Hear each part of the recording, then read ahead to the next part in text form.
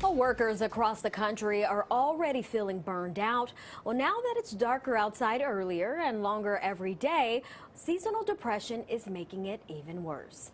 Thank you for staying with us. I'm Erin LeBeau. And I'm Tamsin Fidel. Well, from the great resignation to quiet quitting, a lot of workers are trying to put their mental health first these days. But ever since the end of daylight saving time, the lack of sun could be setting a few people back, right? And it's had an impact in the office for sure. Yeah, so joining us now with tips to prevent seasonal depression in the workplace and increase productivity is HR and talent acquisition expert Barbie Winterbottom. Thank you for joining us.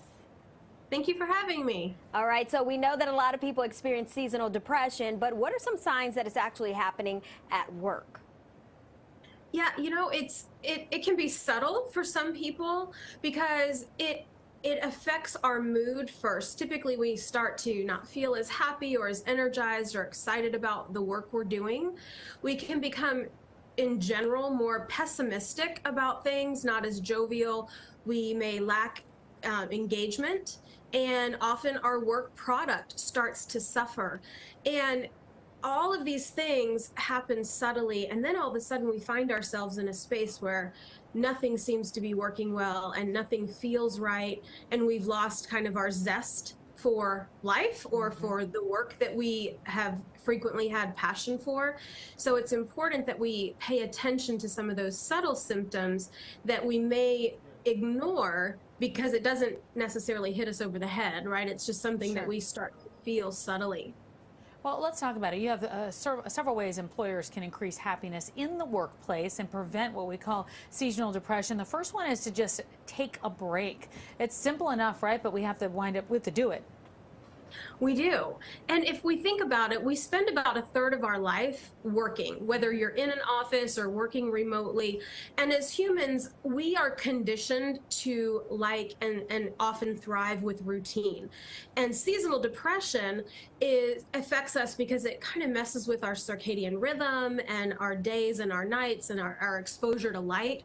So one of the things that we can do is establish a routine, kind of put that routine back in place that maybe we had before the time changed, before it started to get dark earlier, and wake up at the same time every day, go to bed at the same time every day, and in the workplace, maybe take your breaks at the same time every day, or as a team, if you're leading a team of people, schedule time to take breaks, to go out and see the sun, or if it's too cold to go outside, go by the window and experience some of the bright sunlight that does happen during the winter months. So you get that exposure. So you can combine your routine with also getting that sun exposure that can be really helpful.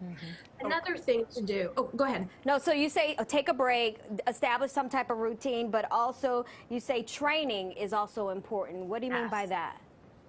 Training for people who are leading others is incredibly important.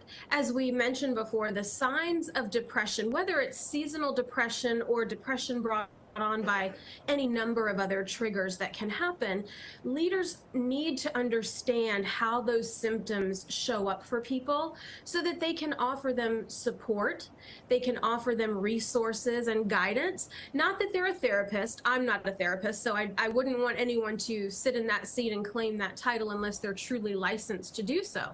But if you're leading other people, it would be in your best interest and in the best interest of your team to pay attention to how your team members individually and collectively are behaving. And training can help you identify some of those symptoms and be able to come in and intervene and offer support and help. And what if workers feel like they're not getting support from management? How do you go about explaining that to management as a worker? You might be uncomfortable doing it or not, or uncertain how to do it. Absolutely, because depression can be brought on by so many different things. And while it truly is an illness, we still have a stigma about talking about mental health challenges and issues, especially in the workplace. So if you don't feel comfortable going to your immediate people leader, perhaps you reach out to your human resources department. If you're not comfortable there, most organizations offer what's called EAP, employee assistance programs, where you can call an 800 number for free and receive therapy and support. There's other resources. The Bowman Foundation for Mental Health and Equity in the Workplace was established simply to provide mental health support services to employers and workplaces. So there are a lot of resources out there if you know where to look for them. And to be your own best advocate, do some research, know how you're feeling, kind of do that self check-in.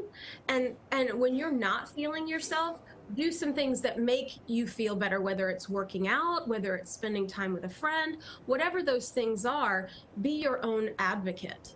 All right. Well, Barbie, thank you so much for joining us today and sharing these tips. Thank you. Have a great afternoon. All right. For more information, you can go to barbiewinterbottom.com or follow her on Instagram at The Business of HR.